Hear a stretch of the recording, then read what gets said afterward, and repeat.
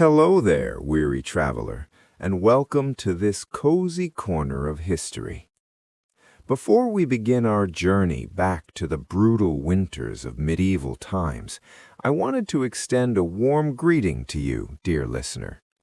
Whether you're nestled under the covers, ready to drift off to sleep, or simply looking to unwind with some quiet historical storytelling, I'm so glad you've chosen to join me tonight. If you don't mind, I'd love to know where in the world you're tuning in from and what time of day it is for you right now. Feel free to leave a comment and let me know. It's always such a delight to see the diverse community of history enthusiasts gathered here. And if you enjoy this style of calm, immersive tales from the past, go ahead and click that subscribe button so you don't miss the next installment. But for now, let's allow the stresses of the modern world to melt away as we travel back to a time long ago when winter's icy grip held far more peril than most of us could imagine. A time when the changing of the seasons brought not just inconvenience, but genuine fear for survival. Picture yourself in the countryside of medieval Europe. The last leaves have long since fallen from the trees, and the sun hangs low on the horizon, its weak rays doing little to warm the biting chill in the air. Frosty fields crunch underfoot as a breeze carries the first few flurries of snow. Winter is coming, and for the people of this age, that means one thing above all: hardship. The cold seeps in slowly at first, but it will linger for long months to come. The landscape will soon be blanketed in white, the rivers and ponds freezing over into gleaming sheets of ice. In a time before central heating and well-insulated homes, the promise of warmth is a distant dream for all but the wealthiest. But of course, it wasn't always like this. Medieval winters were not always so brutal, so unforgiving. There was a time when the seasons passed in a more predictable rhythm, when the arrival of snow was met with acceptance rather than dread. But then something changed. The climate itself began to shift, ushering in a period that would come to be known as the Little Ice Age. Lasting from the 14th century all the way into the 19th, the Little Ice Age brought colder temperatures and harsher winters than anyone could remember. The reasons for this change are still not fully understood, but its impact was felt across the land. Crops failed, livestock perished, and the icy winds blew ever harder. One of the most famous examples of the Little Ice Age's fury was the Great Frost of 1709. That winter, temperatures plummeted so low that rivers and lakes froze solid. In London, the River Thames became a frozen highway, with people setting up shop and even lighting fires right on the ice. It was a surreal sight, but one that came at a cost. Many perished from the cold that year, huddled in their homes as the world outside turned to ice. But amidst all the suffering, there were some who found a strange sort of solace in the frigid weather. One such figure was a young Isaac Newton, then a student at the University of Cambridge. When the Great Frost hit, Newton was forced to return home to his family's farm. There, huddled by the fire, he found himself with ample time to ponder the mysteries of the universe.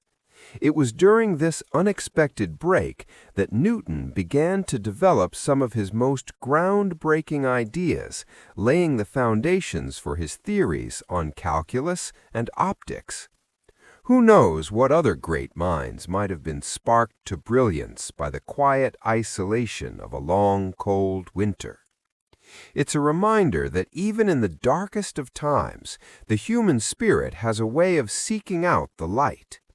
But for the vast majority of people in medieval times, winter was a season to be endured rather than enjoyed. The rich could afford thick woolen clothing, ample firewood, and well-stocked larders to see them through the lean months. But for the peasants and serfs who made up the bulk of the population, it was a very different story. Imagine waking up each morning in a one-room cottage, the air thick with smoke from the sputtering fire. Your breath mists in front of you as you rise from your straw mattress, careful not to disturb the shivering forms of your family members huddled around you for warmth. The cold seeps in through every crack and crevice, numbing your fingers and toes until they ache. Breakfast, if you're lucky, might be a meager bowl of porridge or some stale bread. The food from the previous harvest is beginning to run low, and you know that the long winter months will only bring more scarcity. The livestock, too, are suffering, their coats matted with frost as they huddle together in the barn, their breath steaming in the icy air. As the day wears on, you trudge out into the snow to gather what firewood you can. It's back-breaking work, and your hands quickly become raw and chapped from the cold. But you know that without a fire, your family will not survive the night. You think of your children, their small faces pinched with hunger and cold, and you press on. This was the reality for so many in medieval times, a constant battle against the elements, a fight for survival that consumed every waking hour. And yet, even in the face of such hardship, there were moments of resilience and even joy to be found. You see, the medieval world was one deeply attuned to the rhythms of nature. The passing of the seasons was marked not just by changes in the weather, but by a rich tapestry of rituals and celebrations. And so, even in the depths of winter, there were glimmers of light to be found. One such beacon was the midwinter feast of St. Stephen, held each year on December 26th. For a brief moment, the rigid social hierarchies of medieval society were turned on their head, with a peasant or serf being crowned the lord of misrule for the day. This lucky individual would preside over a raucous celebration filled with food, drink, and revelry, a rare moment of indulgence in an otherwise austere existence. But perhaps the most enduring symbol of hope in the medieval winter was the simple act of coming together. In a world where survival often depended on the strength of one's community, the bonds of family and friendship took on a profound importance. Imagine, if you will, a small village huddled against the snow. The smoke from the chimneys mingles with the leaden sky, a sign of life amidst the barren landscape. Inside the homes, families crowd together around the hearth, telling stories and sharing what meager scraps of food they have. There is a sense of unity here, a shared sense of purpose in the face of hardship. Neighbors trudge through the snow to check on each other, bringing extra firewood or a pot of stew to those in need. In the flickering firelight, faces are lined with weariness, but also with a quiet determination. They have survived winters past, and they will survive this one too. And so the long, cold months march on, the snow piling higher and the ice growing thicker with each passing day. But even in the darkest depths of winter, there is a glimmer of hope on the horizon. For the people of medieval times knew that no matter how brutal the season, spring would come again. They watched for the first signs with a keen and practiced eye, the slight lengthening of the days, the softening of the earth beneath the snow. And when at last the thaw began, it was celebrated with a joy and reverence that we can scarcely imagine today. Plough Monday marked the official end of the winter season, a day when work in the fields could begin anew. The ploughs that had lain idle for so long were brought out and blessed in elaborate ceremonies, a symbol of the renewed cycle of life. As the first furrows were cut into the earth, there was a palpable sense of relief and gratitude in the air. Life had been hard, yes, bitterly hard at times. But they had endured. Through the long dark of winter, through the hunger and the cold and the knowing uncertainty, the people of medieval Europe had held fast to the promise of spring. And now, as the land began to thaw and green shoots pushed their way towards the sun, that promise was fulfilled. It's a resilience that is hard to fathom in our modern age of convenience and comfort. The idea of facing such relentless hardship year after year is almost unimaginable. And yet there is something deeply humbling in the knowledge that our ancestors did just that. They faced the brutal reality of their world with a strength and fortitude that is nothing short of remarkable. They found hope in the darkest of times and joy in the simplest of things, and in doing so, they left us a legacy of resilience that echoes down through the ages.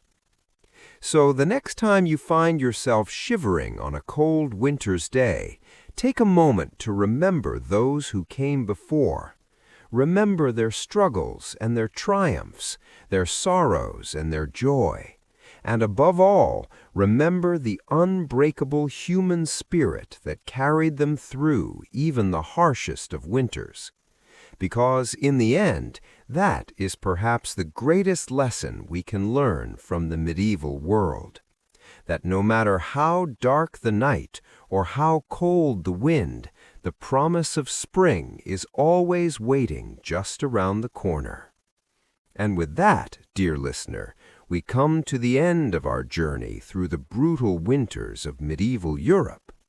I hope that these tales of hardship and resilience have brought a new perspective to your own experiences of the season.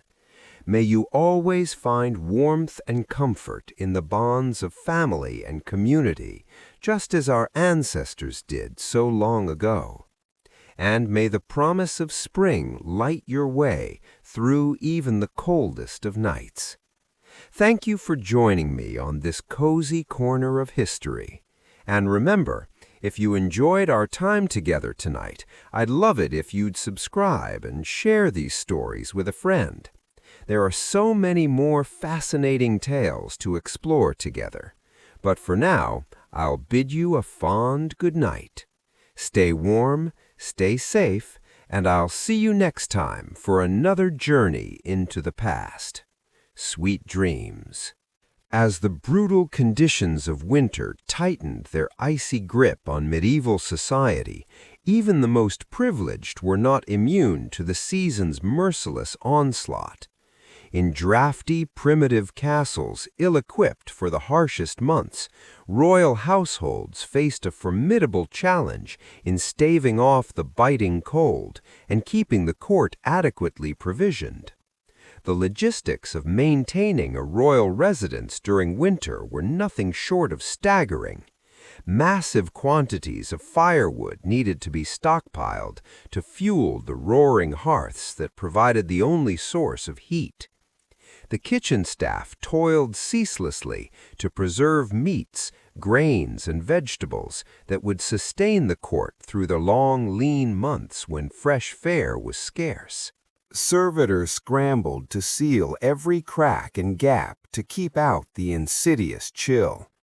But even the most diligent preparations often proved insufficient against winter's relentless assault.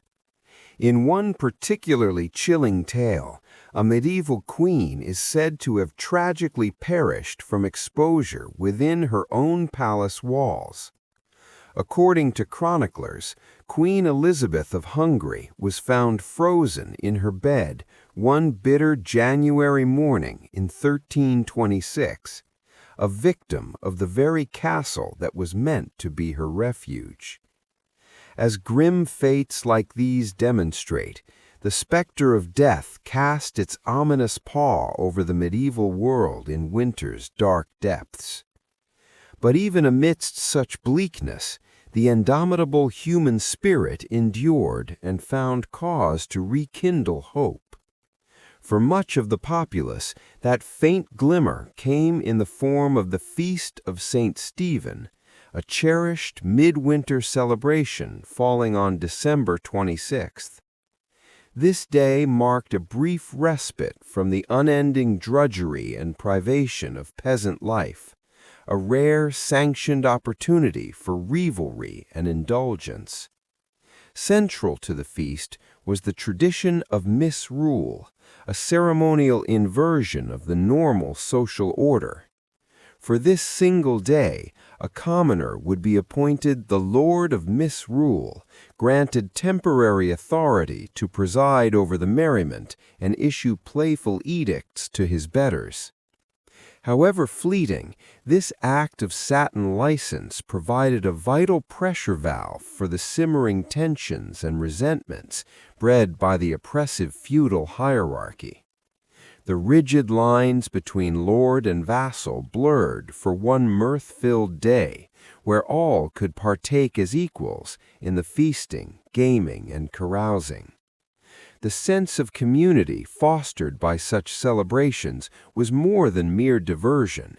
It was a critical survival mechanism, with winter's cruelty threatening to break both body and spirit.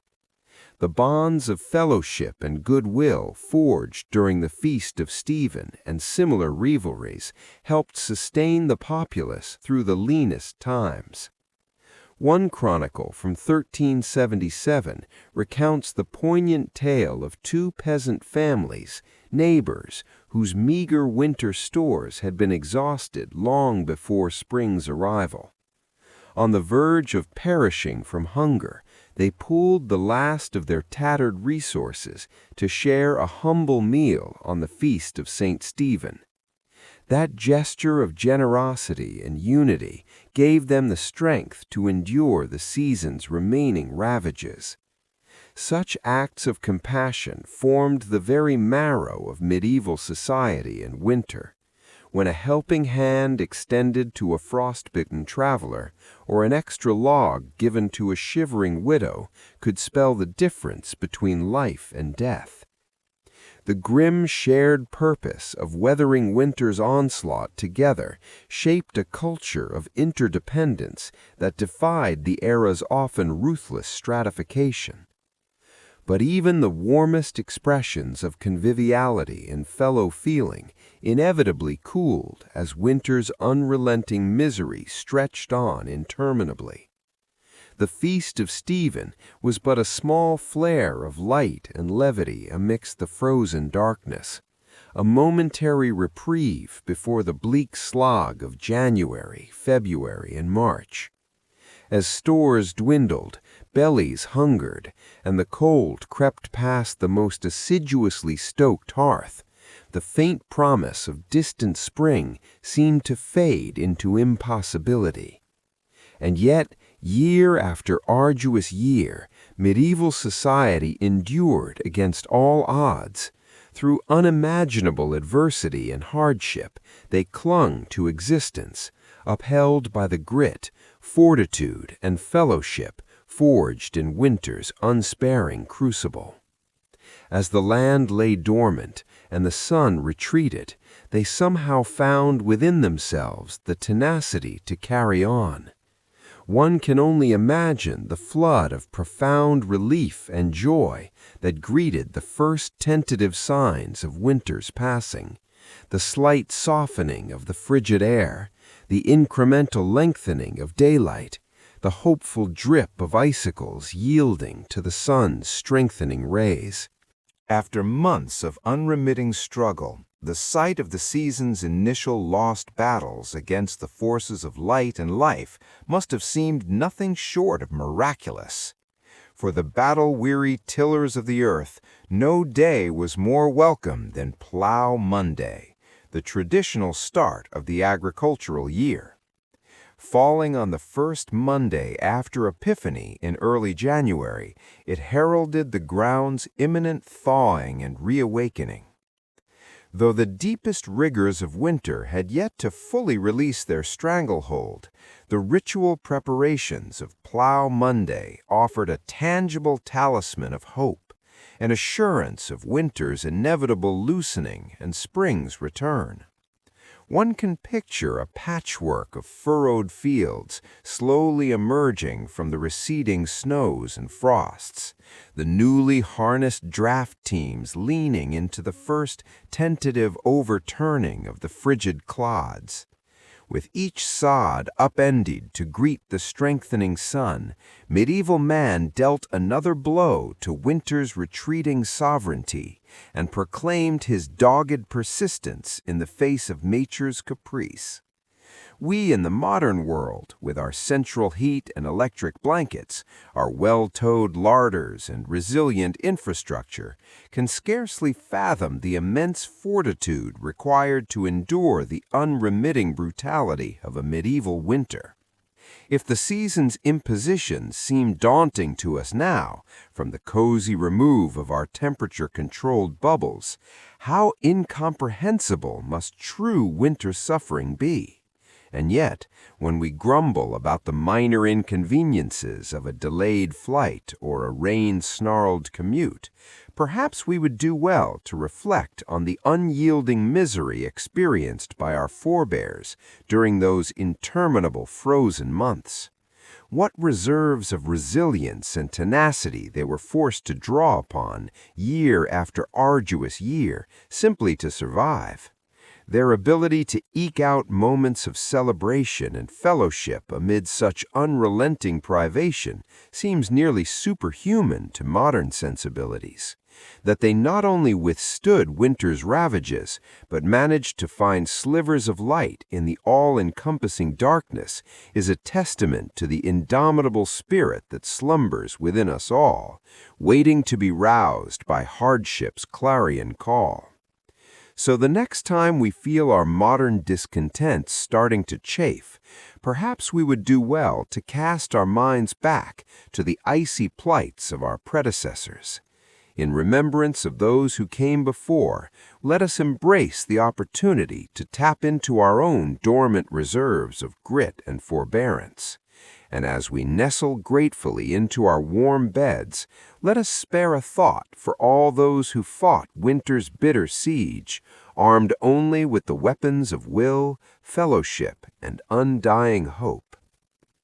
As the new year dawned and Plough Monday festivities faded into memory, medieval life settled back into its familiar winter rhythm. Short, frigid days and long, frosty nights were the hallmarks of the season. The fortunate retreated to the meager warmth of smoky hovels and drafty manors. For the less privileged, winter meant a constant battle against the elements just to survive. One of the greatest winter hardships was the ever-present threat of sickness. In the cramped and unsanitary living conditions of the time, disease could spread like wildfire. The common cold was an uncommon misery, leaving sufferers red-nosed and bleary-eyed. But far more serious illnesses also stalked the populace. Influenza was a fearsome foe, striking down young and old alike with its telltale fever, chills, and aches.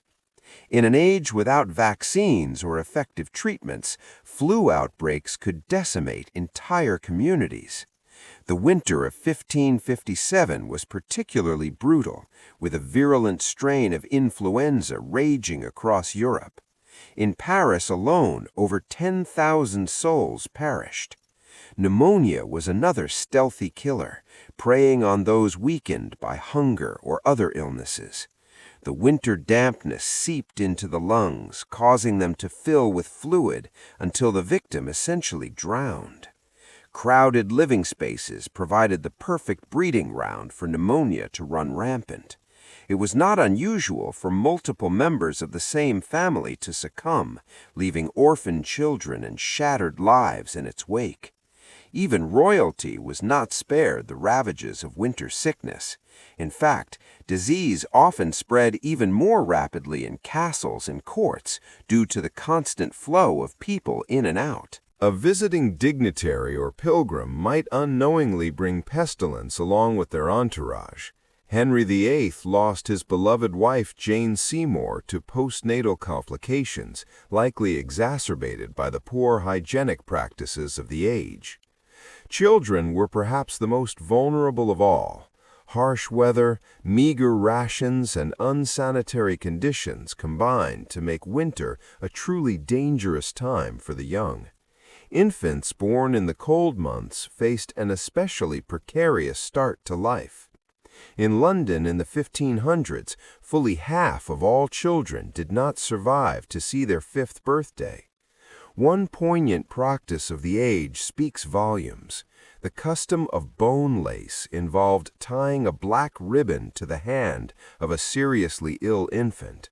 Should the child pass away, this ribbon could then be used to secure their burial shroud, a somber reminder of winter's deadly toll on the most innocent.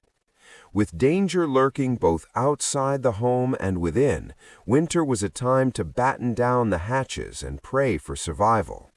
For those of limited means, even the basic comforts of shelter, food, and warmth could not be taken for granted. The icy grip of winter poverty was relentless and pitiless. Firewood was a precious commodity, with strict laws governing the gathering of fallen timbers from forests. A peasant family might huddle around a makeshift fire of dried dung and straw, striving to eke out some feeble warmth. Shivering livestock shared what heat there was, their breath steaming in the frigid air. Food supplies dwindled to a meager subsistence of salted meat, dried peas, and coarse bread. The autumn harvest bounty was a distant memory, and the first shy greenery of spring was still months away. Foraging for winter nutrients meant scouring the stark landscape for hardy fare like nettles, garlic, and mushrooms. The scarcity of fresh vegetables in winter made for some very dreary dinner pots. A typical pottage might contain peas, beans, salted pork, and, if lucky, some foraged greens and wild onions for flavor. Tasteless and tedious, but enough to keep body and soul together until spring. For many, even this unappealing monotony was an unattainable luxury. Storms, droughts, pests, and other calamities could obliterate food stores, plunging entire regions into crisis. The Great Famine of 1315 was a particularly harrowing time, caused by relentlessly heavy rains that rotted crops in the fields across northern Europe. Contemporary accounts paint a chilling picture of desperate people reduced to eating dogs, horses, and even human flesh in their hunger. Parents were said to have smothered their starving children as an act of mercy. Corpses littered the streets and fields, too numerous for proper burial. Although this famine was remarkable for its severity and scale, localized crop failures and food shortages were an ever-present menace. A medieval winter diet walked a tightrope between subsistence and starvation.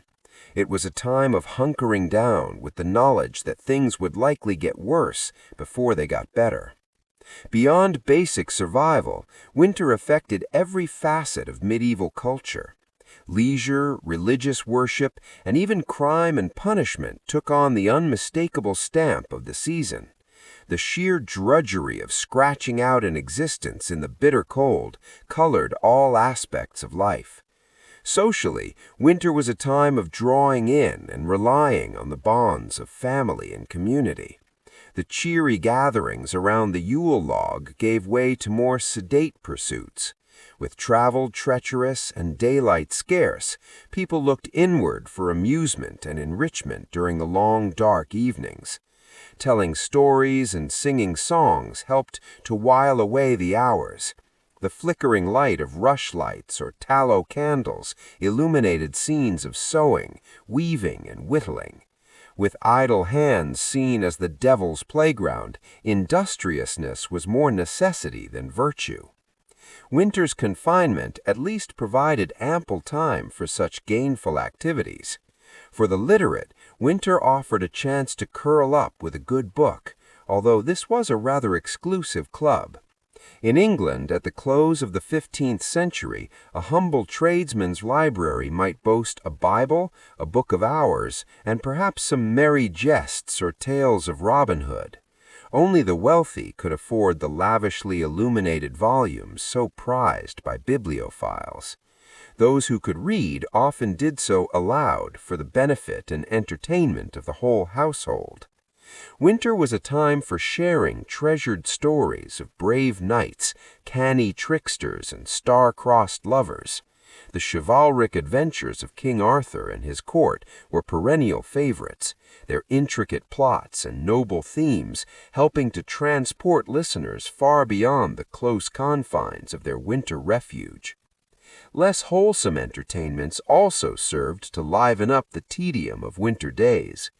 Gambling with dice was a popular pastime, often leading to heated tempers and empty purses. The clatter of knucklebones and the rattle of dice would ring out in many a tavern and great hall, as fortunes were won and lost. Drink was another common winter diversion. The fermented comforts of ale, mee, and wine, helping to boost both body temperature and spirits. Public houses saw a roaring trade, offering fellowship, entertainment, and an escape from the bitter cold. Inebriation often led to looser tongues and lower inhibitions, sparking lively debates, bawdy songs, and occasionally a brawl or two. The short, dark days of winter also lent themselves to quiet reflection and spiritual contemplation. The church held great sway in the medieval mind, and winter was a time for drawing closer to God. With agricultural work at a lull, more time could be devoted to prayer, penance, and good works. The traditional nativity plays and pageants of Christmastide gave way to more somber devotions. As winter deepened, the pious might undertake pilgrimages to holy sites, braving the harsh conditions as a sign of their commitment and devotion. Others spent hours in hushed churches, fingering rosary beads numb with cold and meditating on their eternal soul. Charity was also an important winter value, with almsgiving seen as a Christian duty. The 7 acts of corporal mercy laid out a blueprint for generosity: feeding the hungry, giving drink to the thirsty, sheltering the homeless, clothing the naked, visiting prisoners, comforting the sick, and burying the dead. In a season of scarcity and hardship, small gestures of human kindness could make all the difference. Of course, winter's harshness sometimes brought out the worst in human nature as well. Crime tended to rise as desperation set in and opportunities for theft increased. With people spending more time indoors in close quarters, tempers often frayed, leading to a spike in assaults and other violent crimes. The medieval justice system was ill-equipped to deal with this seasonal surge in lawlessness. Trials were often delayed until the weather improved, leaving the accused to languish in dank and overcrowded jails. Punishments could be harsh, with fines, floggings, and even executions meted out to those found guilty. But even in the face of winter's bleak realities, the indomitable human spirit endured. People found small joys and moments of levity where they could. The distant promise of spring sustained them through the darkest and coldest nights. The lengthening days of February brought a welcome reprieve with the feast of St. Valentine on the 14th. This ancient pagan fertility rite, Christianized into a celebration of love, was enthusiastically embraced by the people of the Middle Ages. It was a bright spot of warmth and tenderness in the very heart of winter's depths. The custom of drawing names for Valentine sweethearts was well established by the 15th century. Eligible ladies and lads would gather to draw slips of paper from a bowl, sealing their romantic fate for the next year. These annual pairings often led to merry flirtations and sometimes even marriages. Flowers, sweets, and sentimental verses were common tokens of affection exchanged between Valentine sweethearts. The simple act of receiving a handmade card from an admirer could set hearts aflutter. Even in the chilliest weather, winter, for all its woes, could not freeze the fires of love. As the feast of St. Valentine passed into Lent, the austerities of the season intensified. But there was a sense that the worst was now behind, and brighter days lay ahead. The snowdrops and crocuses poking their fragile heads through the frost offered tangible evidence that winter's icy reign was finally weakening. Throughout the Middle Ages, the relentless cycle of the seasons shaped every aspect of life, and no season stamped its mark more firmly than winter. It was a time of privation and hardship, when mere survival was an achievement. And yet it was also a time of resilience and quiet fortitude in the face of the harshest of elements. Medieval winter was a test of the human spirit, a proving ground for the values of faith, family, and community. The winking icicles, frosty meadows, and long snow fields may have been a postcard-perfect scene, but the realities of the season were anything but picturesque. However, this crucible of snow and ice and want also forged a people of remarkable grit and endurance. The Middle Ages were built on the backs of those who could weather the very worst that winter had to offer and still find reason to hope for spring.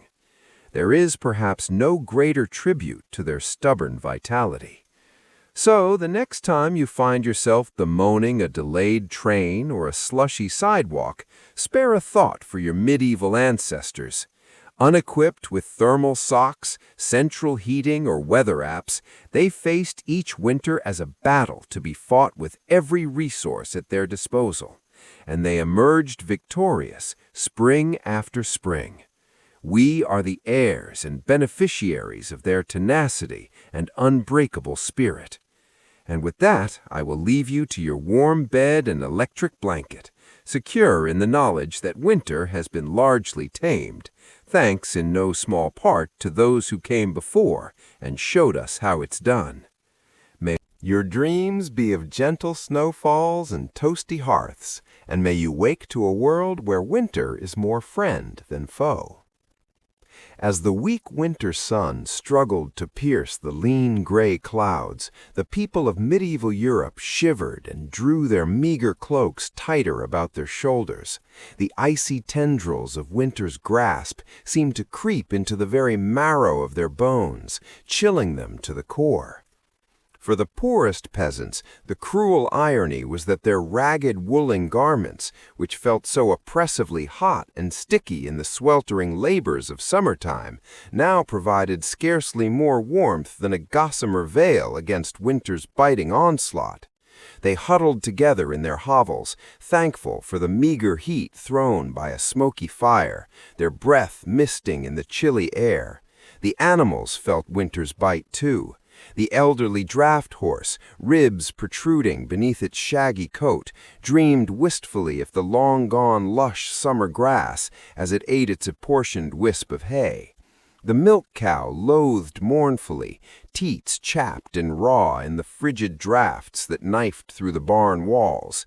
Even the wily barn cats looked a bit less haughty, their usual disdain blunted by the gnawing in their bellies and the frost on their whiskers. Yes, winter was an especially trying time for the lowest rungs of medieval society. But even the nobility, cocooned in their grand, drafty castles, were far from immune from the deprivations of the season. Many a blue-blooded maiden wailed in despair as her priceless silk gowns proved useless against the dank chill of stone walls. The castle kitchen strained to concoct enough piping hot delicacies to stoke the noble innards. It is said that King Henry II of England, felled by a severe case of the winter shivers, once burned an entire chair just to warm his royal posterior for a blessed moment or two. His servants despaired, knowing His Majesty's temper was liable to ignite even faster than the furniture if he remained uncomfortably cold for long. But for peasant and king alike, winter seemed to grind on interminably, an unrelenting slog of frozen misery. The only respite came from the occasional celebration or feast day, brief islands of revelry in the dark ocean of winter. The people seized upon these moments of light and levity, cherishing them like a drowning man gasping for air.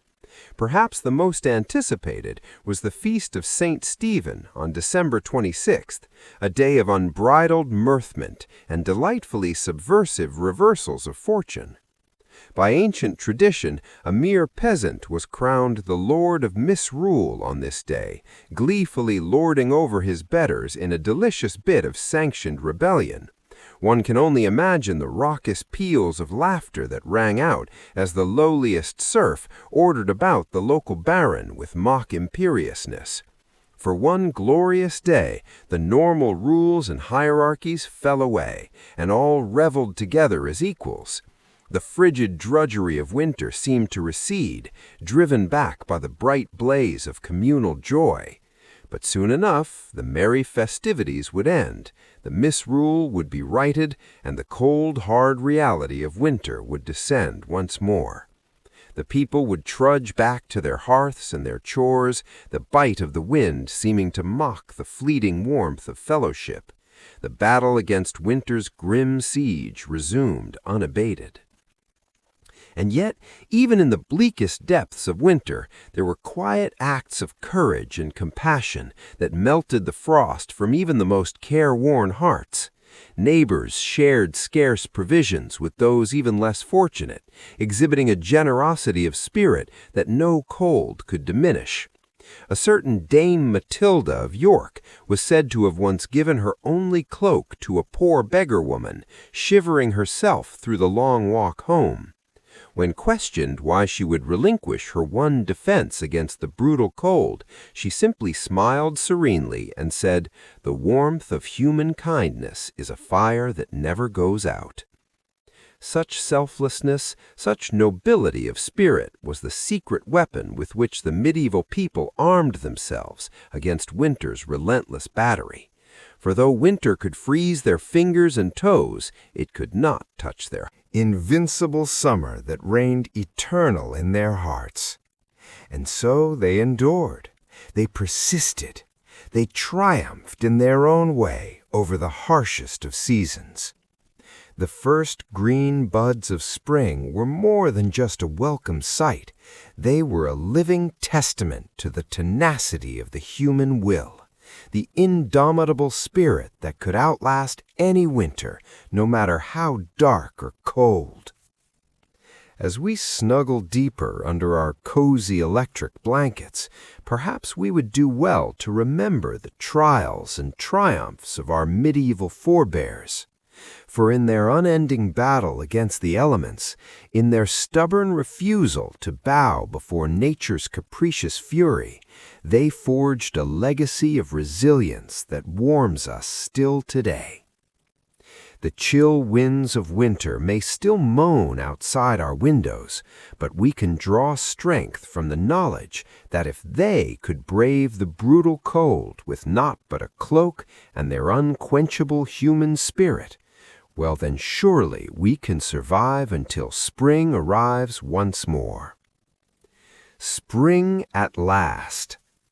As the icy grip of winter finally began to loosen, medieval folk eagerly awaited the return of fairer weather. They had endured months of bitter cold, huddling in cramped quarters, stomachs growling from meager winter rations. But now, as the sun lingered a bit longer in the sky each day, glinting off the melting snow, there was cause for celebration. Across the land, people emerged from their winter cocoons, blinking in the bright spring light like bears stumbling out from hibernation. Children burst out of their homes, delighting in the feel of fresh breezes on their faces instead of the stinging bite of winter wind. With giddy laughter, they ran through the squelching mud, marveling at the first brave crocuses poking their petals through the thawing ground. In the fields, farmers eagerly awaited Plough Monday, the traditional start of the agricultural year. Occurring on the first Monday after Epiphany, it marked the moment when the ground had softened enough for plowing to begin. Draft horses and oxen would be hitched to plows and paraded through the village streets, decked out in garlands and brightly colored ribbons. Church bells pealed joyously as the procession passed, a festive start to the growing season ahead. There was a palpable sense of relief as chimneys puffed with smoke once more. No longer choked with snow and ice, the threat of frostbite and illness receded along with the snowbanks. Faces creased with care from the stresses of winter survival now crinkled into hopeful smiles instead. Soon, vibrant spring and summer produce would replace the bland, preserved gruel and hard cheese that had barely sustained them through the long, dark months. It's perhaps difficult for us to imagine from our modern vantage point just how momentous this seasonal shift was. We may grumble about slushy roadways or groan at losing an hour of sleep to daylight savings time. But for our medieval forebears, the arrival of spring was nothing short of life-affirming. It meant they had weathered winter's brutal assault, staving off starvation and sickness for one more year. The skeletal trees cloaking themselves in green once more was an outward reflection of the inner regrowth and renewal medieval people felt as warmth and light returned. Some of that elation can still be heard echoing through the ages in lively medieval folk tunes and verses that welcome spring's sweet return. One English song jauntily proclaimed, "Lude sing cuckoo, groweth seed and bloweth med, and springeth to woo new, sing cuckoo," which roughly translates to, "Loudly sing cuckoo, the seed is growing and the meadow is blooming and the wood is springing up anew, sing cuckoo." The sheer, irrepressible joy is palpable, spilling out in simple yet evocative rhyme. So let us take a moment to appreciate the immense fortitude, resilience, and zest for life embodied by our medieval ancestors. Through the harshest conditions imaginable, they endured, making it through each winter by the grit of their teeth and the bonds of their communities. And when spring's sun and birdsong broke winter's oppressive silence at long last, they reveled wholeheartedly, knowing they had once again triumphed over nature's cruelty. As we nestle into our warm beds, perhaps grumbling half-heartedly about the chill outside our windows, we might spare a thought for those long-ago souls, the ones who would heave a sigh of pure relief as the snow gave way to mud, flinging open their shutters and letting the spring air rush in. The ones who met winter's brutality with a tenacity and exuberant will to live that should humble us to this day. Let their strength be a reminder to us when we face our own bleak seasons, literally or metaphorically. If they could emerge from the depths of winter privation with such unabashed joy, then surely we too can find well springs of hope to sustain us. The thaw will come, the sun will return, and we will step out once more into the light. Voices joined in a resounding chorus of LWED Sing Cuckoo. The blizzards and bitter frosts continued to torment the land, But medieval folk possessed a stubborn resilience.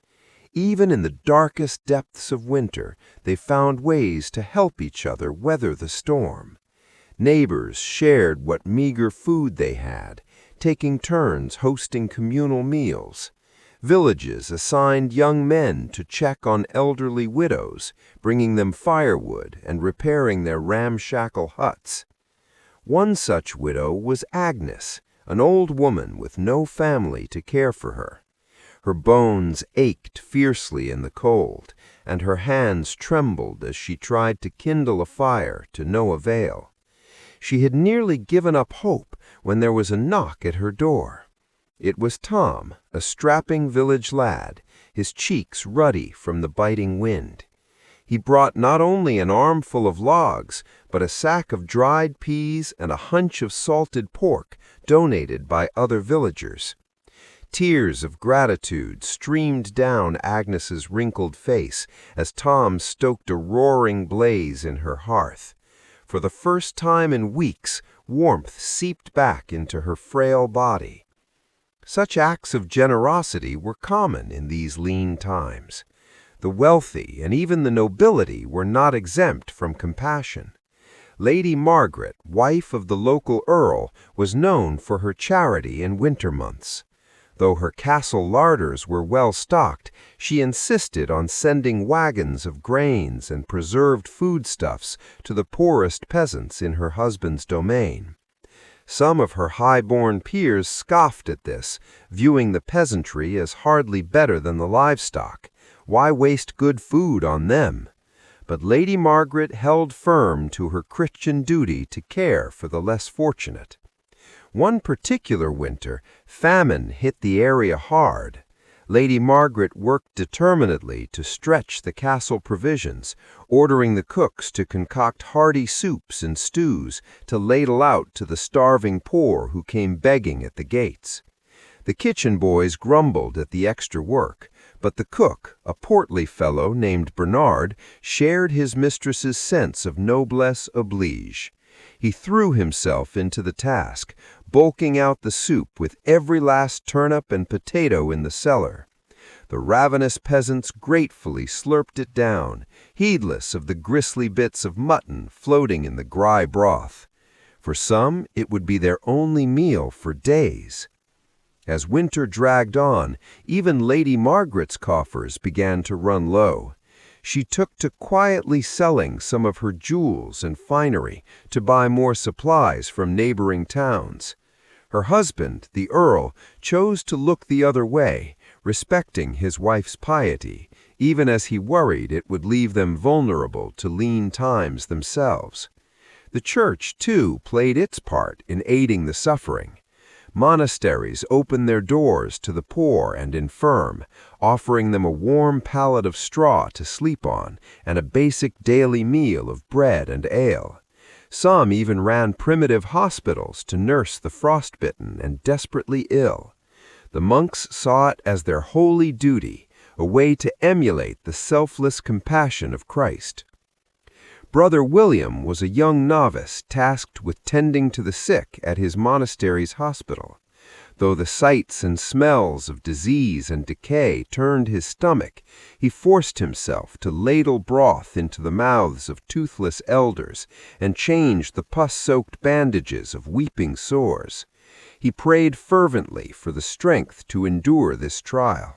And God, that his station in life spared him the worst ravages of winter.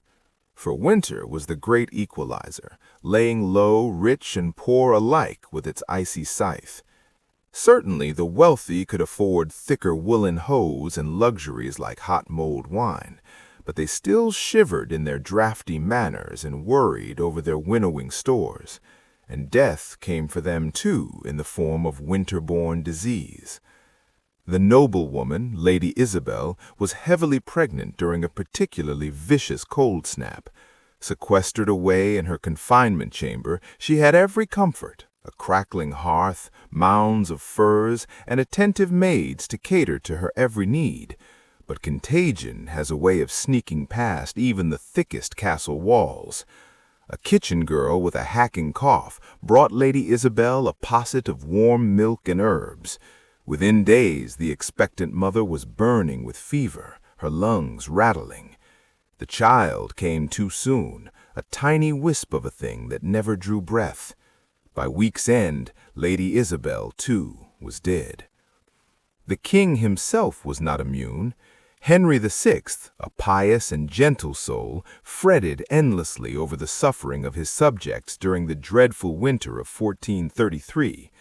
The royal physicians prescribed him a tonic of cinnamon and ginger to ward off the cold humors, but still he sank into a deep melancholy, unable to warm his hands even when thrust practically into the roaring hearth. Some whispered it was God's punishment for Henry's weakness as a ruler. In truth, seasonal depression was an affliction that could strike any man, from mightiest king to lowliest serf. As the days slowly began to lengthen and the tightly clenched fist of winter finally started to loosen, people allowed themselves to dream of spring. Soon, they prayed, the land would thaw and the first tentative buds would appear on the skeletal trees. The great wheel of the farming year could begin to turn once more. In the earliest days of spring, on the first Monday after Epiphany, medieval folks celebrated Plough Monday. This was when the first symbolic furrow would be cut into the frost-spangled earth, a hopeful portent of the crops to come. Village men blackened their faces with soot for luck and paraded through the muddy lanes with their plowshare held high, singing bawdy songs to awaken the slumbering soil. Afterward, there was dancing and hearty food and much quaffing of ale. It was a promise, a covenant that the dark days of winter were passing and brighter tomorrows lay ahead. The same eternal cycle played out at all levels of society. In the great halls of dukes and countesses, minstrels struck up a merry tune, and couples leapt into a lively carol dance, flush with the optimism of a new year. The king hosted a lavish feast for his court, the tables heaped with delicacies like roast swan and marchpane sweets. Even the lowly peasant, Giles, and his brood felt a weight lift from their shoulders as they ventured out to their humble plot. Giles clutching the pouch of precious saved seed that meant a future of full bellies. The wretched widow, Agnes, who had been knocking on death's door, found herself stirring a bubbling pot of pottage, humming tunelessly. She had made it through winter's gauntlet to see another spring dawn. Praise be to God. Winter was brutal. There was no escaping that fact. It brought with it a host of miseries and hardships, from hunger to bone-chilling cold to the constant specter of death and disease. But it was also a time when the true resilience and communal spirit of medieval people shone through. Staring into the abyss of winter bleakness, they responded with generosity, with grit, and even with defiant celebration. They understood that winter was an inescapable part of the great cycle of life, and the best way to conquer the cold was to hunker down and endure it together. So, as you huddle beneath your cozy duvet, perhaps grumbling about the exorbitant heating bill or scraping a bit of frost from your windshield, spare a thought for your medieval ancestors. Reflect on how they survived winter after winter in a world before electric blankets, central heating, and grocery deliveries at the click of a button. Though our modern winter woes may seem all-consuming in the moment, they pale in comparison to what medievals faced each year. And perhaps we could learn a lesson from them, that empathy, charity, and an irrepressible hope for spring are the best ways to weather the hardships life throws our way. Whether it be a polar vortex or a pandemic, let us all embrace the coming spring with a full and grateful heart, knowing that however deep the snow drifts, it will eventually yield to the warming sun. The harshness of winter only makes the blossoming of spring all the sweeter. And so, as a medieval king might say, let us winter bravely, so that we may spring eternally. Frost crackles underfoot as you trudge through snowdrifts, breath clouding in the icy air.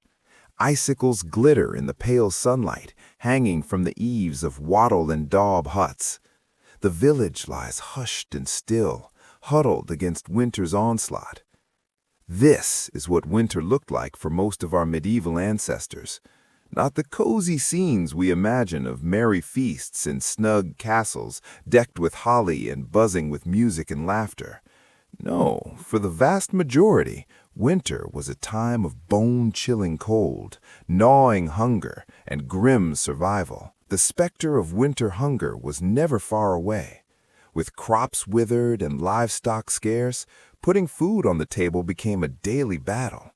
Grain stores dwindled, and bitter herbs and shriveled turnips were soon all that stood between a family and starvation. One bitterly cold winter in 1315, a medieval Englishman's harvest fell short by a third due to storms and freezing weather.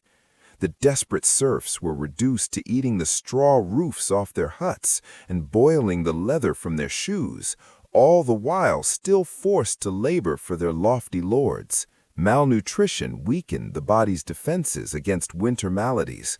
The common cold could quickly morph into life-threatening pneumonia or bronchitis. Influenza cut through villages like a scythe, felling young and old alike as they shivered in their shabby shelters. With teeth chattering, medieval folk huddled together against the chill, packing into the relative warmth of shuttered houses. Yet this close-quartered coziness came at a cost. The stale, smoky air, ripe with the odor of unwashed bodies, festering chamber pots, and dirty rushes, was a breeding ground for disease.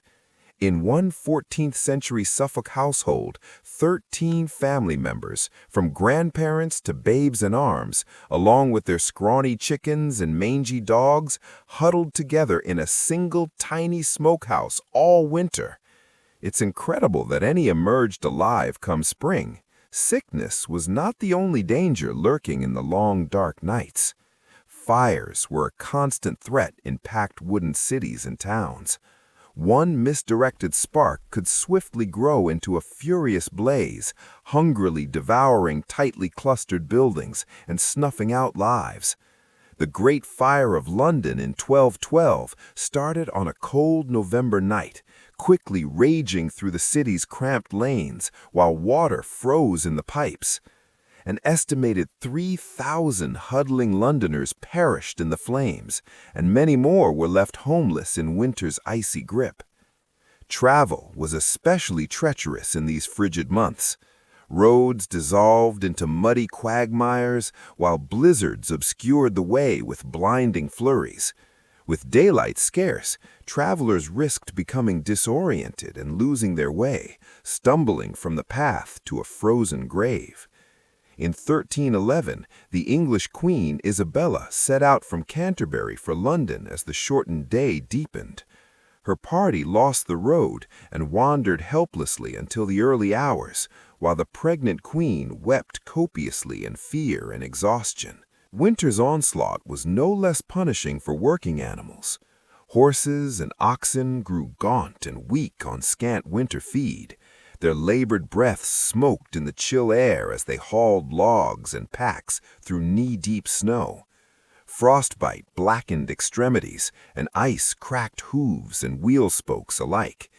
Yet even in the bleakest depths of winter, medieval people found slivers of light. The feast of St. Stephen, or Boxing Day as we know it today, was a time of charity and goodwill.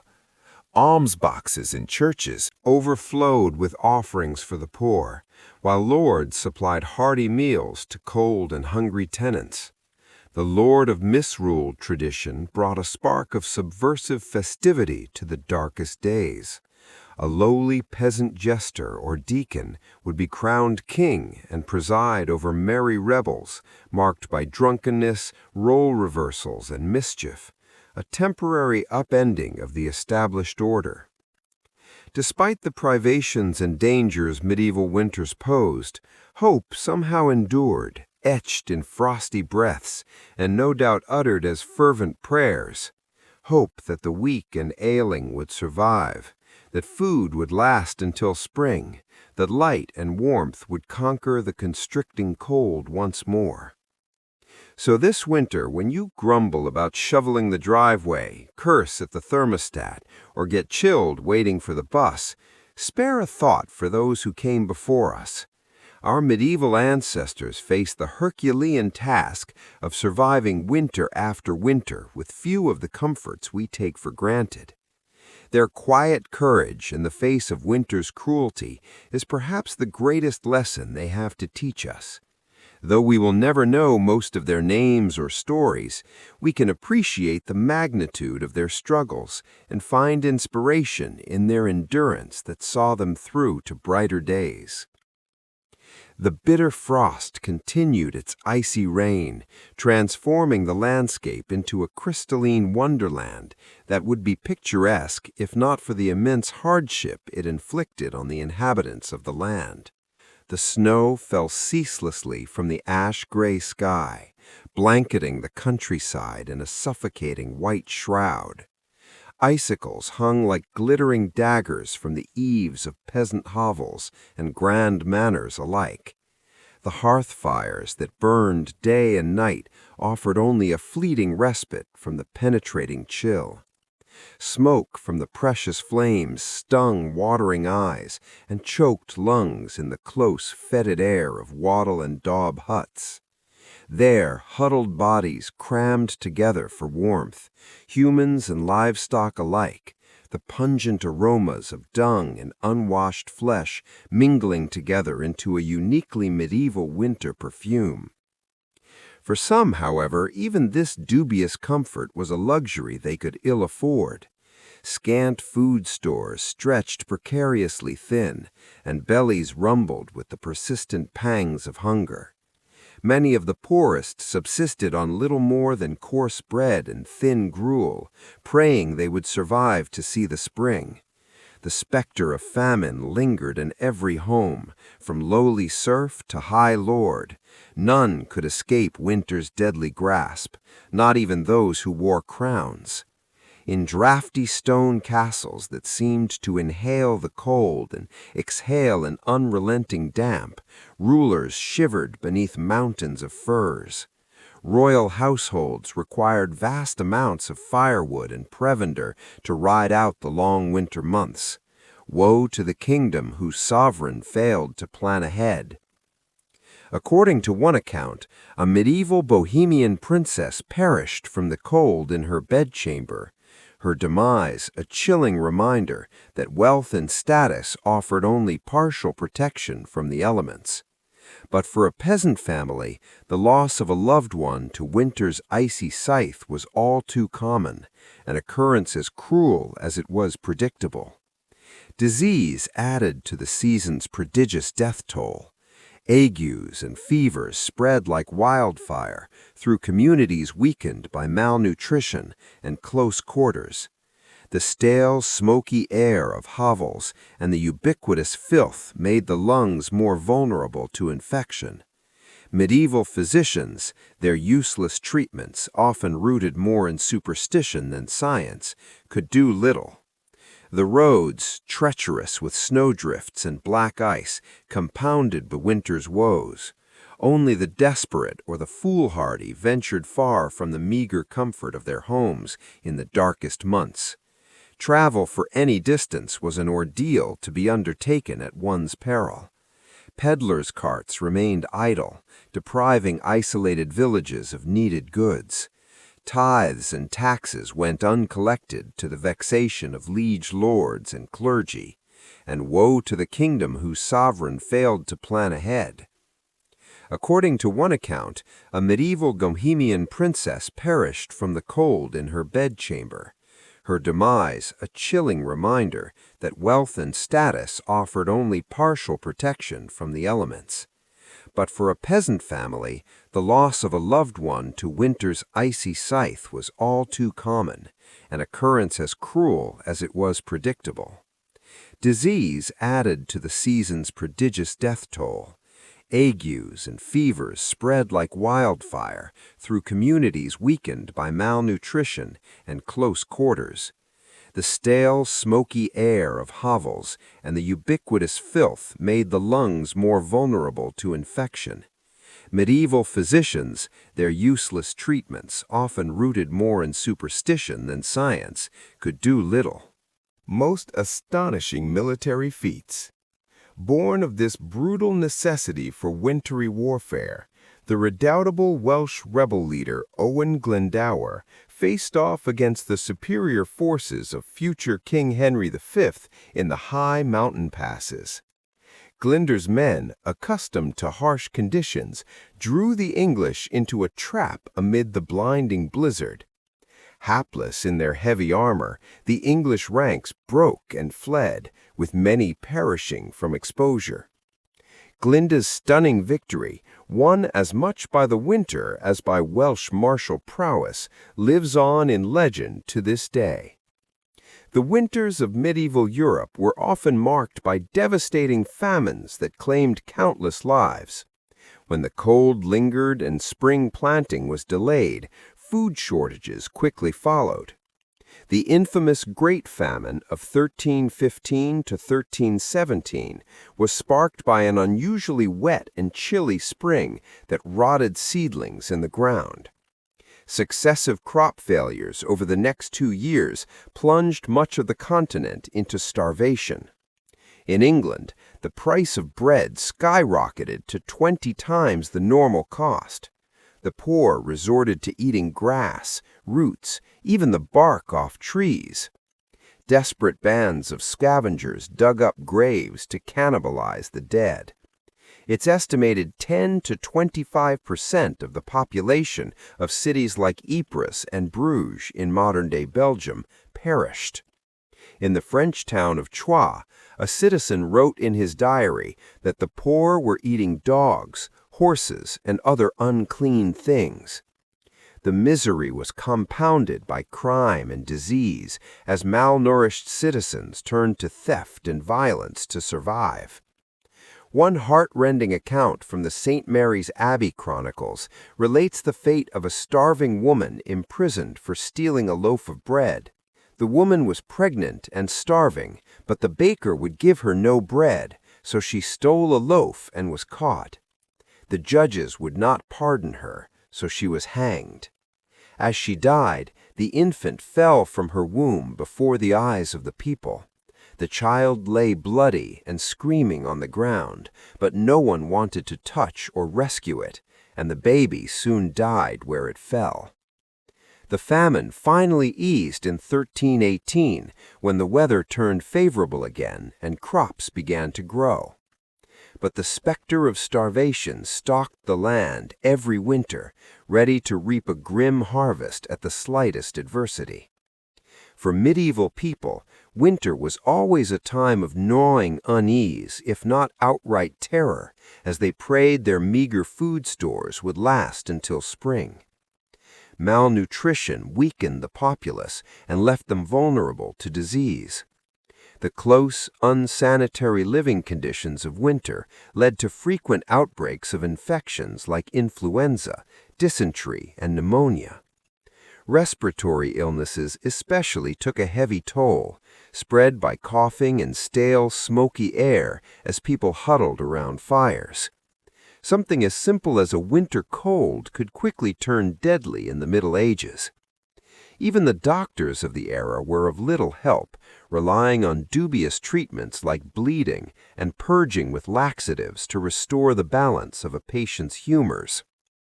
The Emperor Charlemagne allegedly died of pleurisy in the bitter winter of 814 after his doctors treated him with poultices and unguents to no avail. Many historians believe the Black Death of the 14th century spread so quickly because malnourished citizens packed together in winter quarters had little resistance to the disease. The 1348 to 1349 outbreak killed a staggering 30 to 60% of Europe's population. One poignant tale comes from Pistoia, Italy, where a man named Sir Luca wrote to his brother Franceschino, describing the devastation. I am sick at heart and can barely bring myself to write, for things here go from bad to worse. Many are dead, and many more are dying. Shops are closed, taverns deserted.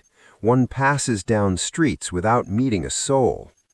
Wails of grief echo from houses where death has struck. The stench of rot rises from mass graves. I fear our city may soon be empty of life entirely. I beg you, stay where you are and pray for us unceasingly. As the plague raged, entire villages were wiped out. The suffering was compounded by the trauma of hasty mass burials in frigid ground, and sick people expelled to die alone in the snow for fear of contagion. Devastating losses of the Black Death left deep psychological scars and forever altered the medieval world. Winter was an especially dreaded time for the elderly, young children, and expectant mothers. Without the benefits of modern medicine, these vulnerable populations frequently succumbed to cold, disease, or malnourishment. It's estimated that in some medieval societies, up to 20 to 30% of infants died within their first year of life, many during the harsh winter months. Complications of pregnancy and childbirth, exacerbated by poor diet and chilly conditions, claimed the lives of countless mothers and babies. The perils of winter childbirth are illustrated by the sad tale of Matilda, the 12-year-old daughter of King Henry I of England. In the winter of 1120, Matilda was aboard a ship called the White Ship, sailing from France to England. The ship hit a rock and quickly sank, sending Matilda and hundreds of other passengers into the frigid waters of the English Channel. Matilda nearly escaped drowning by getting into a small rescue boat, but then cried out for her half-brother William, who was still in the water. When the boat rowed back to get William, so many desperate people tried to climb in that it capsized, casting Matilda back into the cold waves. The king's young daughter, pregnant with her first child, perished along with the rest. Her grief-stricken father was said to have fainted dead away at the news and never smiled again for the rest of his life. The very old and very young were always in peril during the bleak winters of the Middle Ages. If they managed to survive disease and starvation, they still might freeze to death in their sleep. The medieval poem Sir Gawain and the Green Knight contains a chilling, no pun intended, description of the elderly King Arthur shivering beneath his robes in a draughty castle hall, so cold his teeth chattered as he spoke. Without the insulating ice caps and glaciers we have today, winters in the Middle Ages were accompanied by raging snowstorms and devastating floods. In 1216, King John of England supposedly lost the crown jewels while crossing a marshy area in East Anglia called the Wash. Fleeing enemies in rebellion against his rule, John's baggage train was swallowed up by a surging high tide, whipped up by fierce gales. The king allegedly escaped by the skin of his teeth, but his treasure, including priceless jeweled crowns and scepters, disappeared into the churning waters, never to be seen again. John died of dysentery a few days later, a broken man. Some historians believe the loss of the crown jewels was the final blow that sent an ailing John to his grave. Winter storms often meant disaster for coastal communities, battered by hurricane-force winds and massive waves. The Anglo-Saxon Chronicle records a terrible flood that struck England in 1099. On St. Martin's Day, the 11th of November, came a great sea flood through the length of this land and overran it so far as no man remembered that it ever did before, and drowned many towns and a countless number of people. Another North Sea flood on January 16, 1219, completely submerged the low-lying Netherlands, killing over 50,000 people. In an era with no early warning systems or emergency shelters, the population was completely at the mercy of the elements. All medieval folk could do was pray for deliverance as icy flood waters rose and the wind howled like the very hounds of hell outside their frail homes. Harsh winters also meant an increase in fires as people did whatever they could to keep warm. The Anglo-Saxon Chronicle again gives a chilling account of a deadly London blaze in 1132. A dreadful fire broke out on London Bridge and spread so rapidly that before it could be extinguished, it burned down a great part of the city, with the principal church of St. Paul and the Cathedral of Canterbury, besides many other churches and houses. The force of the wind and the violence of the flames carried burning rafters and sheets of lead from the roofs an extraordinary distance. With most buildings made of timber and tightly crammed together, it's no wonder medieval cities were such tinderboxes. A stray spark or overturned candle could ignite an unstoppable inferno, especially when gale-force winter winds whipped the flames into a frenzy. People fled through narrow, twisting streets as their homes burned behind them, often with little more than the clothes on their backs. There are countless tragic stories of families separated in the chaos, children trampled, and people trapped and burned alive. Given the limited firefighting technology of the era, often all citizens could do was throw buckets of water or snow on the flames and pray the wind would shift before the entire city burned. The devastation could be near total, leaving thousands homeless and destitute in the dead of winter. But perhaps the greatest danger of medieval winter was something that required no great blizzards, floods, or conflagrations. Sometimes the simple, inescapable, life-sucking cold was enough. It's hard for us to imagine in our modern world of central heating and thermal fabrics, but the bone-chilling damp and constant dark of winter was an adversary from which there was little defense in the Middle Ages. With only smoky fires and piles of furs to ward off the chill, winter cold sank deep into the bones of medieval people.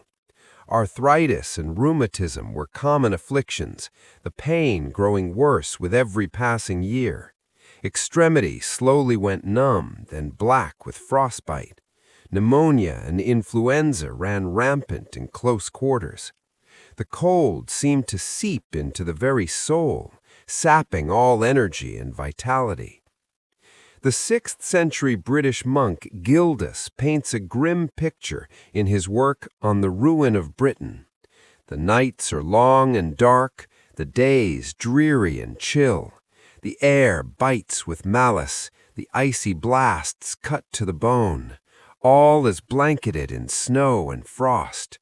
It is a time of great suffering for man and beast alike, when all the earth seems dead and frozen, locked in the clutches of a frigid hell. For the elderly and frail especially, winter was a time of dread, marked by a hopeless feeling that the warmth might never return. People piled on every article of clothing and huddled together for warmth, but still the cold crept in. Fires sputtered and died in the damp, leaving only plumes of acrid smoke that stung the eyes and choked the throat. Coughs and sniffles echoed in the darkness, interspersed with the groans of the sick and dying. The cold kept its icy grip round the clock, turning exhalations to frost and numbing appendages. It seemed to reach icy fingers into the chest, squeezing the breath and congealing the blood. Even the young and healthy moved as if through deep water, sluggish and yielding. There was no escaping winter's clutches in the Middle Ages, no Florida vacations or cozy electric blankets to take the edge off. The cold was a constant, merciless companion, sapping precious energy needed for survival. It's no wonder the medieval world measured the passage of time not in months or years, but in how many winters one managed to survive. To make it through to another spring was a triumph, one that grew more difficult with each passing season. But somehow, despite the brutal conditions, the rampant disease, the gnawing hunger, and the life-stealing cold, the people of the Middle Ages endured. Year after year, winter after merciless winter, they shouldered on, armored only in their indomitable spirits. When the last meager stores of food ran low, they tightened their belts another notch. When the fire burned down to embers, they drew another tattered blanket close. And when the dark pressed in from all sides, they huddled together and whispered stories of brighter days to come. There is a moving passage in the 14th century English poem Piers Plowman that captures the sheer resilience of the medieval spirit. Through woe and winter's bale, frost and snow and sleet and hail, all shall pass and peace prevail. Hope shall triumph and never fail. Even in the darkest depths of winter, medieval folk found small joys and moments of grace. Neighbors shared what little they had with those who had even less. Amid the cold, dark, people came together to sing and pray. At night, some swore they could hear the voices of angels in the howling winds, promising that warmth and light would come again. And so the people of the Middle Ages held fast to hope, clung fiercely to life, and kept their eyes fixed on the far horizon where spring lay in wait. They knew in their bones that winter, no matter how brutal and unrelenting, was always a temporary state. The sun would return, the snows would melt, and the world would be reborn, as green and glorious as if winter had never come at all. All they had to do was endure. And endure they did, with a strength forged in the very ice and stone of the season. The winters of the Middle Ages were brutal, merciless, and seemingly endless.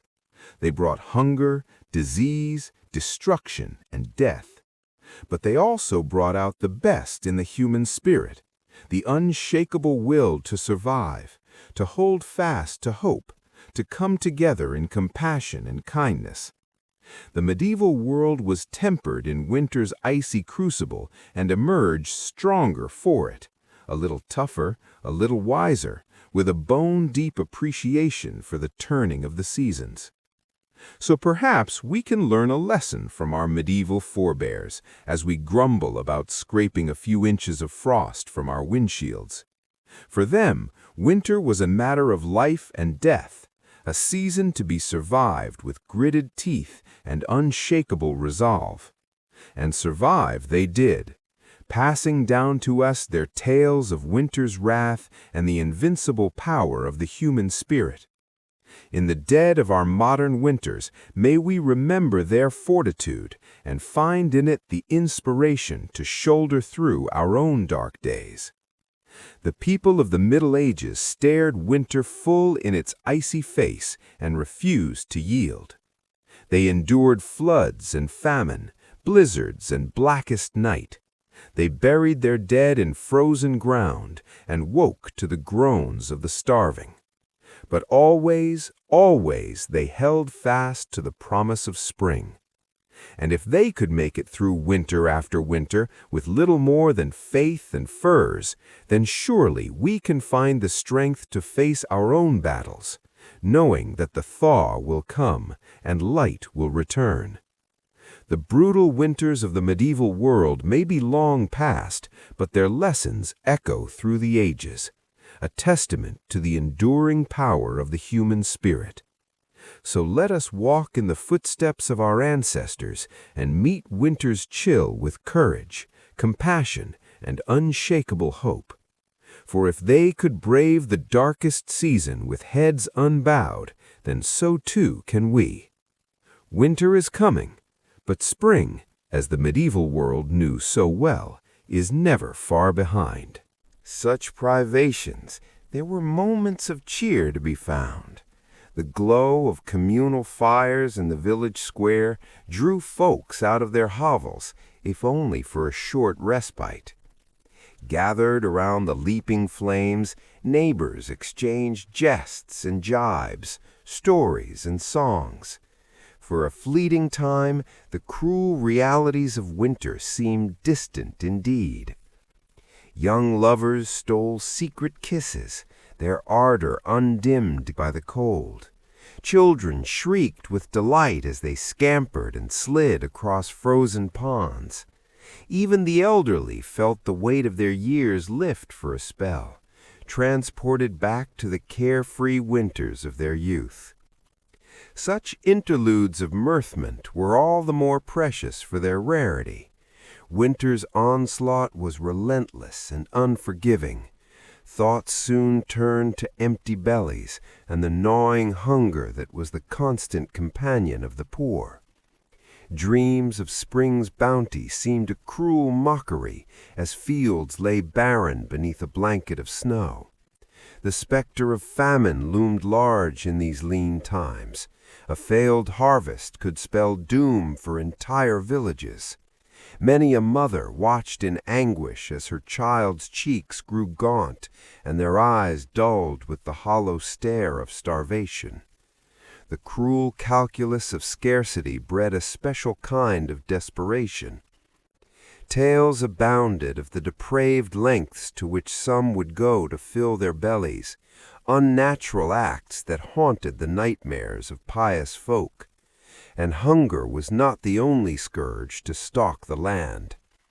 Winter's chill breath bred a host of malads that preyed upon the weakened populace.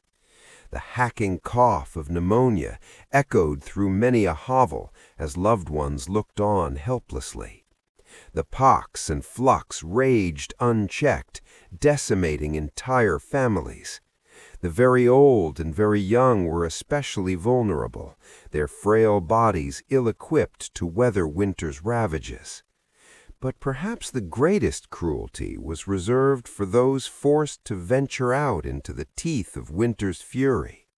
Travelers risked life and limb on treacherous, ice-licked roads. Many a hapless wayfarer met their doom, swallowed up by swirling blizzards or plummeting into deep snowdrifts. Their frozen corpses would not be discovered until the spring thaw, a grim reminder of winter's lethal power. Even the valiant knights, those stout warriors of the realm, were not immune to winter's depredations. Clad in their heavy armor, they made easy prey for the bone-chilling cold that crept into every chink and rivet. Numb hands made clumsy by frozen gauntlets fumbled with sword and shield. Once mighty charges floundered in the deep snowdrifts as icicles formed on their heaving flanks. Great and small alike cursed the name of winter. In the halls of power, the crown weighed heavy on royal brows furrowed with care. For even a monarch could not decree the seasons to reverse their inexorable turn. The cost of keeping the court supplied with provender and firewood was staggering. Royal treasuries groaned beneath the strain as grasping merchants reaped handsome profits from the king's larges. But for all the miseries it engendered, winter's reign was not eternal. Even in the depths of icy despair, folk clung to the promise of spring's sweet renewal.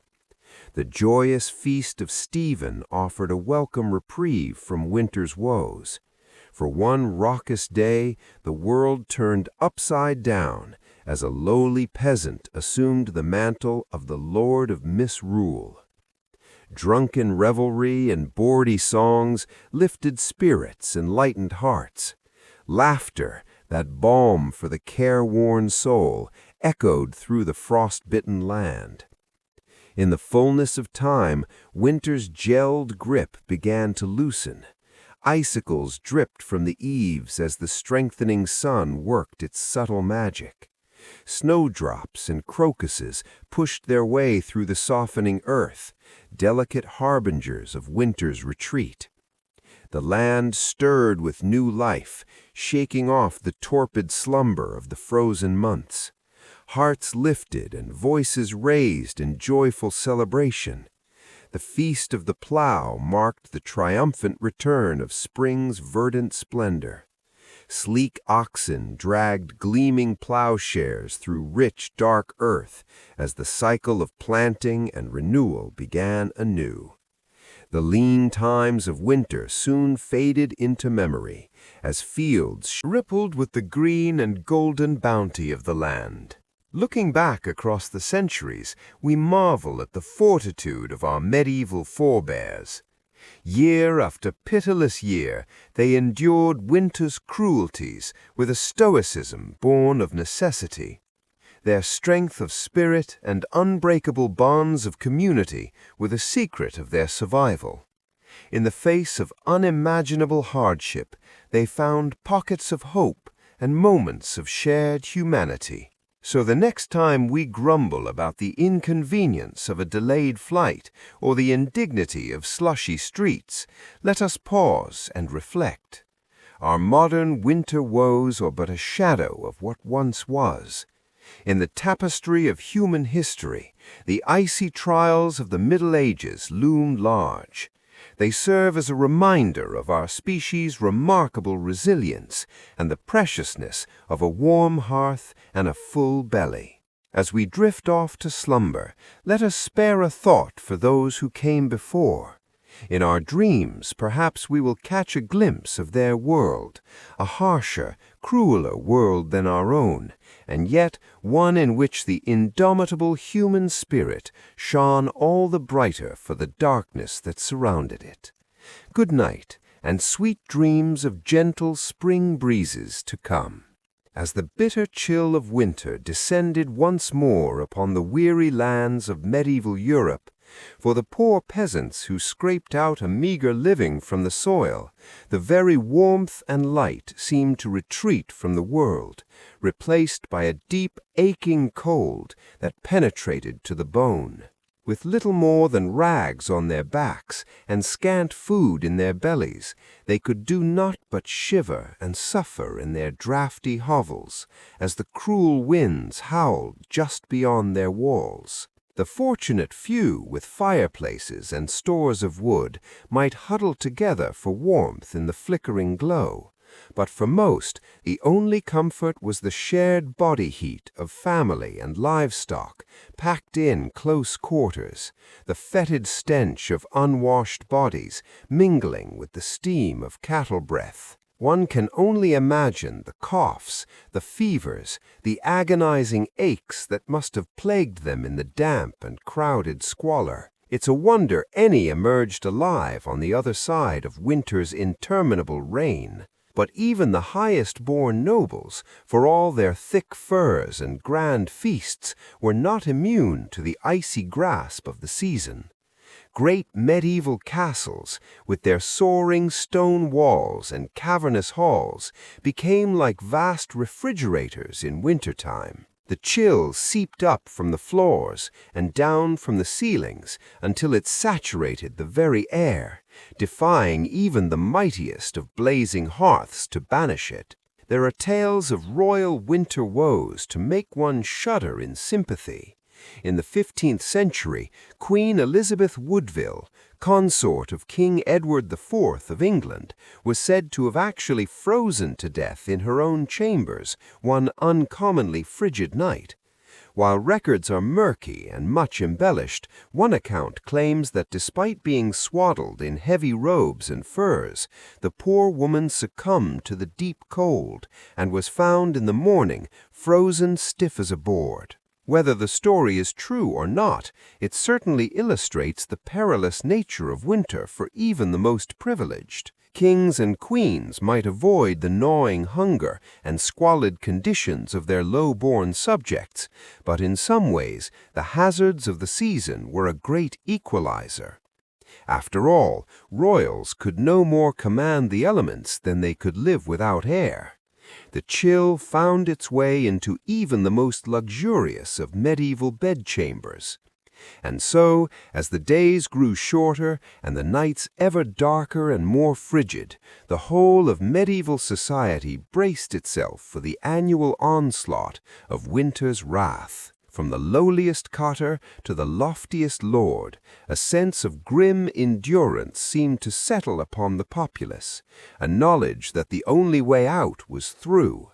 Stores of grains and salted meats were checked and rechecked, every scrap of wood and kindling jealously hoarded, and heavy woolen garments donned in stoic anticipation. The only spark of levity and hope in the whole bleak affair came with the Christmas festivities surrounding the feast of St. Stephen on December 26th.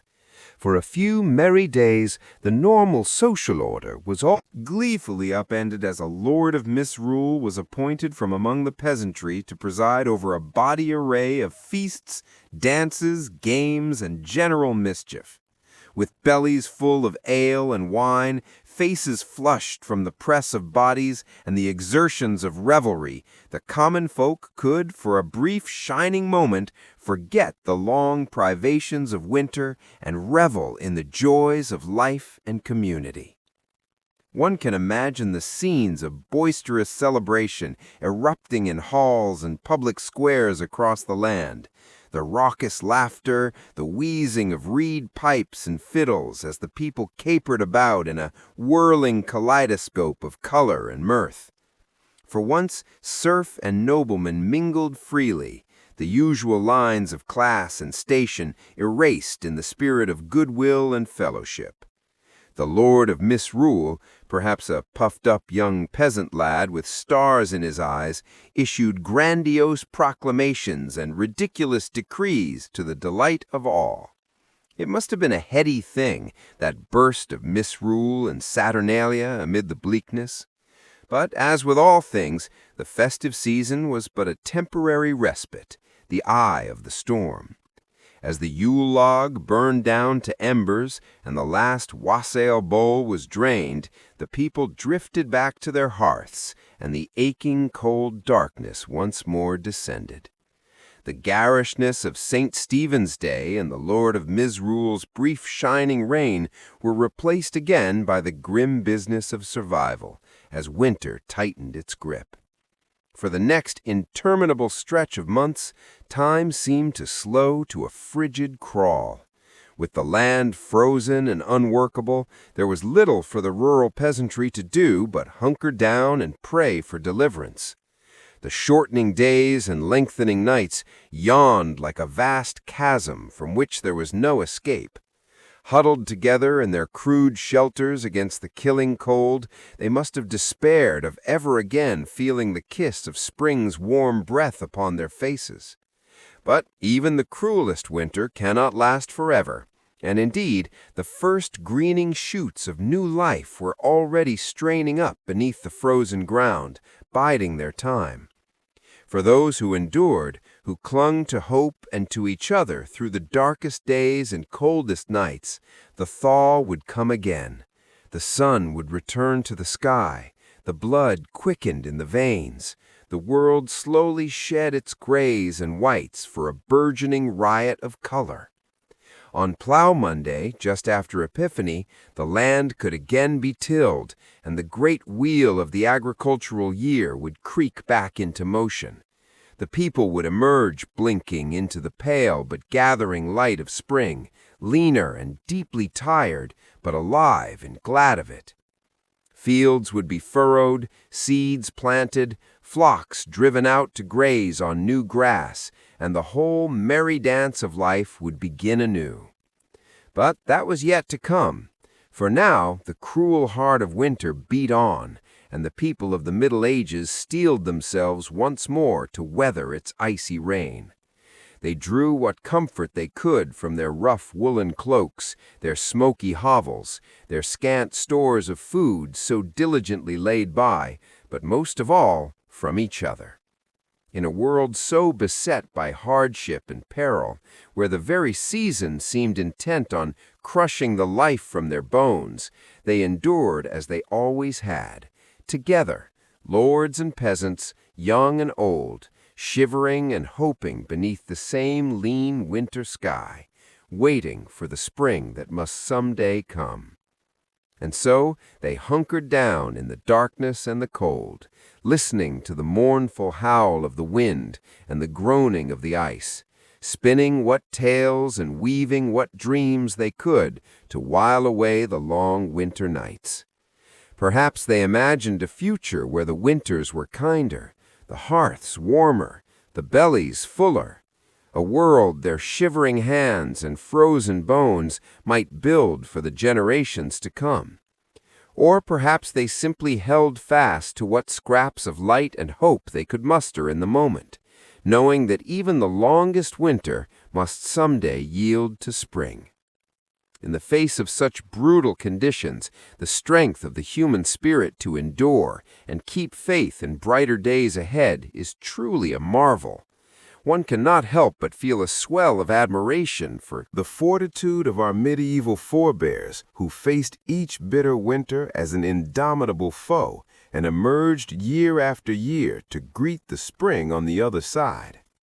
Let us then tip our hats to those long-ago lords and peasants who suffered much and yet endured still more. In our modern world of central heating and on-demand grocery deliveries, it can be easy to forget the hardships they faced as a matter of course. But as we drift off to sleep in our warm beds, perhaps we can spare a thought for those huddled medieval masses and marvel at the strength that carried them through winter after winter, waiting for the light's return. In a world so often cold and dark, such enduring hope and resilience is a fire that cannot be quenched, burning on from their distant hovels to our own night-swaddled rooms. May we keep that flame alive in our hearts, come what winter may. As the long winter months dragged on, medieval folk looked forward to any opportunity to lift their spirits and foster a sense of community and goodwill amidst the hardships. One such beacon of hope was the Feast of St. Stephen, celebrated each year on December 26th. Though the origins of this midwinter celebration are somewhat obscure, by the Middle Ages it had become a cherished tradition across much of Europe. After the solemn religious observances of Christmas Day, St. Stephen's Day was a time for merrymaking, feasting, and the playful reversal of normal social roles. Central to the festivities was the custom of misrule, where a peasant or commoner would be appointed Lord of Misrule for the day and granted the power to command their social superiors. This light-hearted upending of the status quo provided a much-needed release valve for the rigid class tensions that normally dominated medieval life. The Lord of Misrule presided over a topsy-turvy day of revelry, leading raucous processions through the streets, initiating mischievous pranks, and decreeing that everyone, from lords to laborers, should make merry together. Professional entertainers like minstrels, jugglers, and jesters would ply their trades, while games of chance and skill kept the crowds amused. Bawdy comedic sketches called mummers' plays were performed, reenacting tales from legend and folklore in broad, exaggerated strokes. Mock jousts and farcical court proceedings induced peals of laughter, a welcome respite from the grim realities of winter life. Of course, no medieval celebration was complete without a hearty feast. On St. Stephen's Day, the Lord of Misrule could insist that the wealthy provide food and drink for the whole community, a charitable gesture that fostered goodwill and fellowship among all. Roasted meats were the centerpiece of the feast, from geese and capons to the traditional roast boar's head marched in with great fanfare. Minced meat pies, heavy with dried fruit and spices, offered a sweet treat, while the wassail bowl flowed freely, the warm spiced cider bolstering everyone's spirits. One could almost hear the laughter and lively chatter ringing through the halls, rising above the blustery winter winds outside. For one brief, shining day, the hardships of winter faded into the background as the community came together in a spirit of joy and camaraderie. As the feast concluded and the revelers dispersed back to their hearths, they carried the warmth of the festivities with them, like a flicker of cheery firelight in the dark. The knowledge that they had friends and neighbors to rely on, that they could find moments of laughter and levity even in the bleakest times, surely helped buoy their spirits for the hard days still ahead. And somehow the winter's icy grip seemed a bit less harsh, the howling winds a bit more bearable when one had a belly full of good food and a heart full of fellowship. The feast of St. Stephen was a timely reminder that even the deepest darkness of winter would eventually yield to the first hopeful stirrings of spring. Those fragile shoots of new life began to tentatively emerge as the winter snow receded and the frozen ground began to thaw across the countryside. Watchful eyes eagerly scanned for the appearance of snowdrops, those valiant little flowers that poked their fresh green stalks and delicate white blooms through the melting slush. Their arrival heralded that the long night of winter was finally ending and the season of rebirth approaching. In villages everywhere, weary folk rejoiced to see the first hints of color and vitality return to a landscape that had been shrouded in icy white stillness for so many months. With a newfound spring in their steps, medieval peasants returned to the rhythms of the agricultural year, the great wheel of life beginning to turn once more. Hibernating livestock were let out to pastures, starting to green again, while the farmer hitched his team to the plough, eager to churn the softening earth. The first Monday after Epiphany, falling in January, came to be known as Plough One Day for this very reason. It marked the moment when the land could be worked again after the winter freeze, inaugurating the labors of a new farming season. Ploughs that had been stored away for the winter months were hauled out and blessed in joyful Plough Monday processions through the fields, while ploughmen went from door to door, collecting food, ale, and small coins, all in anticipation of the work and harvest to come. One can picture a weather-beaten village huddled around their communal plot, faces turned gratefully towards a sky brightening into a paler shade of blue.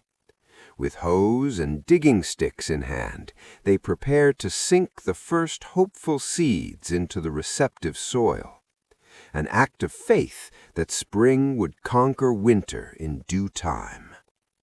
Among them is the wizened old grandmother, a child clutching each gnarled hand as she shows them how to plant the peas, just as her own grandmother once taught her many long springs ago. The smaller child giggles with delight as a rotunded earthworm wriggles free from the dirt, while the older solemnly pushes each seed into its waiting hollow. It was moments like this where knowledge passed from old to young and growth bloomed anew that made all the privations of winter worthwhile. The warm smile crinkling the grandmother's eyes holds the promise that the dark days have passed and life is returning to the land once more. As the seeds nestle into their earthen beds and the strengthening sun begins to coax green shoots from the ground, the specter of winter finally releases its icy hold and slides away. The pull of cold and death that hung for so long, eased by a spirit of hope and renewal, carried on spring's gentle breezes. Looking back from our modern vantage point, it is sobering to reflect on the immense fortitude and resilience it must have taken to endure the brutal medieval winters year after year. With none of the amenities and comforts we often take for granted, their very survival through to spring was a feat worthy of marvel. And yet, in the midst of unimaginable hardship, medieval people still managed to find cause for hope, joy, and celebration. The warmth of community, the promise of spring, the restorative power of laughter and fellowship, these were the lights that guided them through winter's darkest depths. Perhaps as we snuggled deeper under our cozy comforters, cozily insulated from the cold, we could spare a thought for our long-ago ancestors. The next time the winter wind rattles our windows and we grumble at the chill, we might pause and smile wryly, recognizing that our winter woes likely pale in comparison to what they faced year after year, century upon century. And as we drift off to sleep, we can carry the knowledge that we too possess an ember of that same invincible summer that burned in the hearts of medieval folk, the assurance that spring always returns and life goes on, no matter how dark the winter night. So, as the last light fades and the wind whispers a lullaby against the pane, I invite you to let your imagination wander back through the ages, to walk alongside those distant ancestors as they triumphed over winter's icy reign. May their courage and indomitable spirit inspire your dreams tonight. And if this journey through history has piqued your curiosity, I encourage you to like this video and subscribe to the channel. There are always more boring tales to lull you into restful slumber. Until next time, my friends, sleep well and dream of cozy hearths and fresh green shoots stirring beneath the snow. Good night.